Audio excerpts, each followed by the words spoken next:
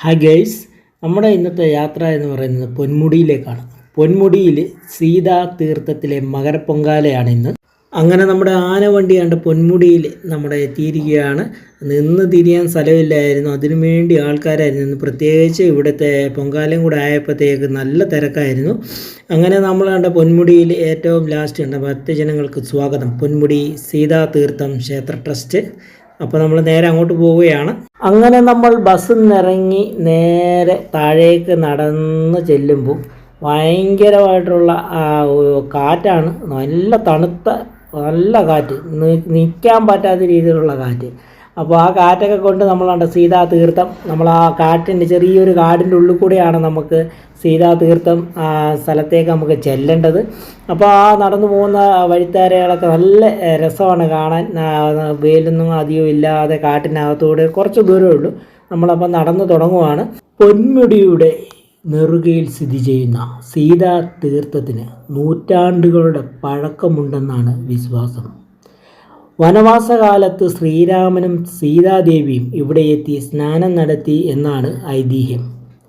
കാണി ഗോത്രവർഗക്കാർ പരമ്പരാഗത വിശ്വാസത്തിൻ്റെയും ആചാരത്തിൻ്റെയും പേരിൽ നടത്തുന്ന ഉത്സവം ജില്ലയിലെ നാനാജാതി മതവിശ്വാസികളുടെയും സംഗമവേദി കൂടിയാണ്. കേരളത്തിൽ നിന്നും മാത്രമല്ല, തമിഴ്നാട്ടിൽ നിന്നും ഒട്ടേറെ വിശ്വാസികൾ മകരപ്പൊങ്കാല ദിനത്തിൽ ഇവിടെ എത്താറുണ്ട്. സീത, ശ്രീരാമ പ്രതിഷ്ഠകൾക്ക് പുറമെ ശിവൻ, മാടൻ തമ്പുരാൻ, ബ്രഹ്മദേവൻ എന്നീ പ്രതിഷ്ഠകളും ഇവിടെയുണ്ട്. അങ്ങനെ നമ്മൾ കാട്ടിലൂടെയുള്ള യാത്ര അവസാനിച്ച് വിശാലമായ ഒരു സ്ഥലത്തേക്ക് എത്തിയിരിക്കുകയാണ്. നല്ല കാറ്റാണ്. നല്ല കാറ്റെന്ന് വെച്ചാൽ നല്ല തണുത്ത കാറ്റ്. ഏകദേശം ഇപ്പോൾ ഒരു 9 മണിയായിട്ടുണ്ട് നമ്മളിവിടെ എത്തിയപ്പോൾ. വലിയ വെയിലൊന്നും ഇല്ലാതെ നല്ല പച്ചപ്പും പാറകളും കുന്നുകളും ആകാശമൊക്കെ നമ്മുടെ തൊട്ട് നമുക്ക് കയ്യെത്തും ദൂരത്ത് നിൽക്കുന്നോട്ടെ. കാർമേഘമൊക്കെ നല്ല രീതിയിലാണ്. അപ്പം നല്ല കാറ്റാണ്, നല്ല തണുത്ത കാറ്റാണ്, നല്ല കാറ്റ്. അപ്പോൾ നല്ലൊരു എന്താ പറയണ്ടേ, പ്രത്യേക ഒരു ഫീലാണ് ഇങ്ങോട്ട് നമ്മൾ വന്നപ്പം. അപ്പോൾ നമ്മുടെ ആൾക്കാരൊക്കെ വന്നുകൊണ്ടിരിക്കുകയാണ്. പൊങ്കാലയുടെ സമയം എന്ന് പറയുന്നത് 10:30 പൊങ്കാല അതിൻ്റെ കാര്യങ്ങളൊക്കെ സ്റ്റാർട്ട് ചെയ്യുന്നത്. ഇവിടുത്തെ പൂജകൾക്കും ചടങ്ങുകൾക്കൊക്കെ മുഖ്യമായിട്ട് കാർമ്മികത്വം വഹിക്കുന്നതെന്ന് പറയുന്നത് പൂജാരി കെ മല്ലങ്കാണിയാണ്. അപ്പോൾ ഇവിടെ 10:30 നമ്മുടെ പൊങ്കാലയ്ക്കുള്ള കാര്യങ്ങളൊക്കെ നടക്കും. അതിനുശേഷം 1 മണിക്ക് നമുക്കിവിടെ അന്നദാനവും കാര്യങ്ങളൊക്കെ ഉണ്ട്. അപ്പോൾ നമ്മൾ നേരെ നമ്മുടെ പൊന്മുടി സീതാതീർത്ഥം ക്ഷേത്ര ട്രസ്റ്റിൻ്റെ ആയിട്ടുള്ള ആ ഒരു ഓഫീസും കാര്യങ്ങളുമാണ്. ഇവിടെ ആൾക്കാർ വന്ന് ഓരോ കാര്യങ്ങളൊക്കെ എഴുതി കൊടുക്കുകയും അതുപോലെ പൈസ അടയ്ക്കുകയും കാര്യങ്ങളൊക്കെയാണ്. അപ്പം അവിടെ ആ കാണുന്ന ആൾക്കൂട്ടം കാണുന്നിടത്താണ് പൊങ്കാലയുടെ കാര്യങ്ങളൊക്കെ ഒരുക്കിയിരിക്കുന്നത്. അങ്ങ് ലാസ്റ്റ് കാണുന്നിടത്താണ് നമ്മുടെ ക്ഷേത്രം ഇരിക്കുന്നത്. അപ്പോൾ നമുക്ക് അങ്ങോട്ട് ബാക്കി കാഴ്ചകളുമായിട്ട് പോകും. വനവാസകാലത്ത് ശ്രീരാമനും സീതയും ലക്ഷ്മണനും ഈ സ്ഥലത്തെത്തുകയും ഇവിടെ സീത സ്നാനം നടത്തുകയും ചെയ്തതായുമാണ് വിശ്വാസം. ഇവിടുത്തെ പാറയിൽ ശ്രീരാമൻ്റെയും സീതയുടെയും എന്ന് വിശ്വസിക്കുന്ന കാൽപ്പാടുകളും ജലാശയവും ഭക്തിപൂർവ്വം സംരക്ഷിക്കുന്നു.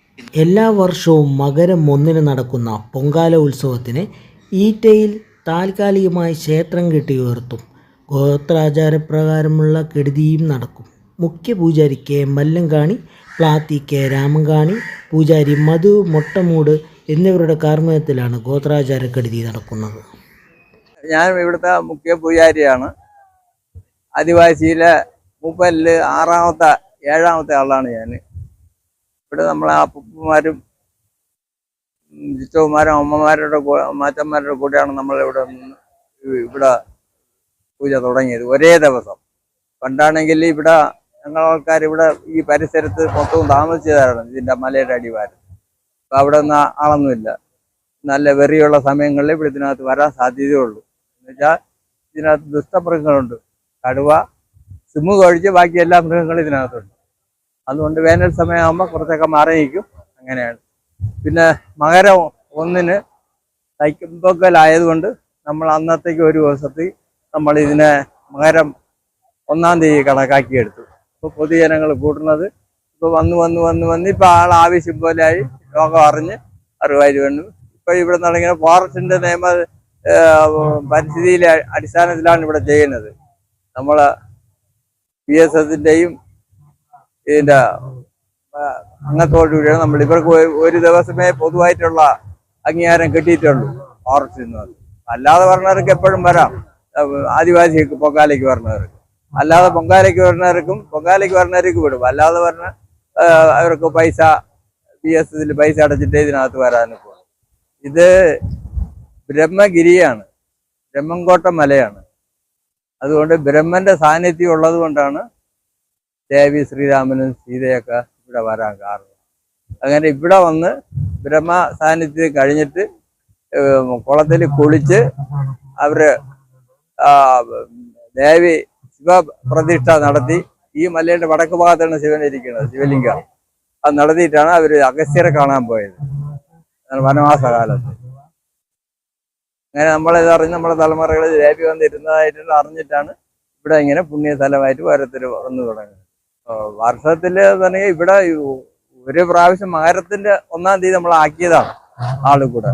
അല്ലെങ്കിൽ ഓരോരുത്തർ വരും, ഓരോ കുടിക്കാർ വരും, അവർ പോകും. നാട്ടിൻപുറത്തുകാരൊന്നും വരില്ല. ഇപ്പൊ നമ്മളെ കമ്മിറ്റിയില് നാട്ടിൻപുറ ഉള്ള ആൾക്കാര് ആദിവാസി അല്ലാത്തവരെ കമ്മിറ്റിയിൽ ചേർക്കാൻ ഒക്കില്ല. അപ്പം പുറത്തുള്ളവരായിപ്പോ. ആചാരം എന്ന് പറയുന്നത് പ്രകൃതിയെ സംരക്ഷിച്ചുകൊണ്ട് ഉള്ള സ്ഥാനമാണിത്.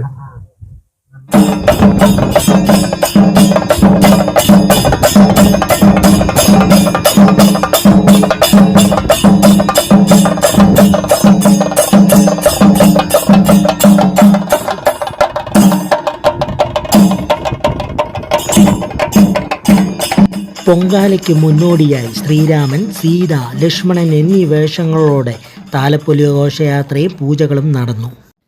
അങ്ങനെ നമ്മുടെ പൊങ്കാലയും കാര്യങ്ങളൊക്കെ ഇവിടെ കഴിഞ്ഞിരിക്കുകയാണ്. അവിടെ പൊങ്കാല കാഴ്ചയും അത് സീതാ തീർത്ഥവും അവിടുത്തെ ക്ഷേത്രവും കാര്യങ്ങളും കുളവും അവിടുത്തെ കാഴ്ചകളെല്ലാം കണ്ട് നമ്മൾ വീണ്ടും തിരിച്ച് നമ്മൾ വന്ന വഴിയിലൂടെ തന്നെ തിരിച്ച് ഇറങ്ങുകയാണ്. ആ കാട്ടിലേക്ക് തന്നെ തിരിച്ച് വീണ്ടും ഇറങ്ങുകയാണ്. നമ്മൾ ആ തുടങ്ങിയെടുത്ത് തന്നെയാണ് നമ്മുടെ അന്നദാനം നമുക്ക് വേണ്ടി ക്രമീകരിച്ചിരിക്കുന്നത്. അപ്പോൾ നമ്മൾ കുറച്ച് പേര് കഴിഞ്ഞവരനുസരിച്ച് നമ്മൾ താഴോട്ട് നടന്ന് ചെല്ലുകയാണ്. അപ്പോൾ നമുക്ക് നേരെ താഴെ അന്നദാനം നടത്തുന്നിടത്തേക്ക് പോവുകയാണ്.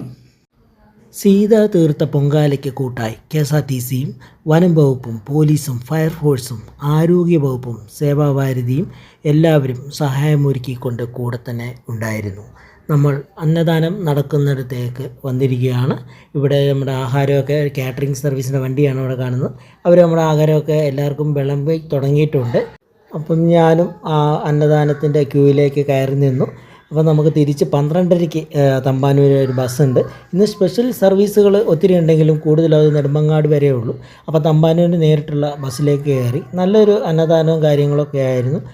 അന്നദാനം നമ്മുടെ ചോറിൻ്റെ കൂടെ സാമ്പാറും അവിയലും അച്ചാറും കാര്യങ്ങളൊക്കെ ഉണ്ടായിരുന്നു. അതെല്ലാം കഴിച്ച് സന്തോഷത്തോടെ അവിടെ നിന്ന് നമ്മൾ ഇറങ്ങുകയാണ്.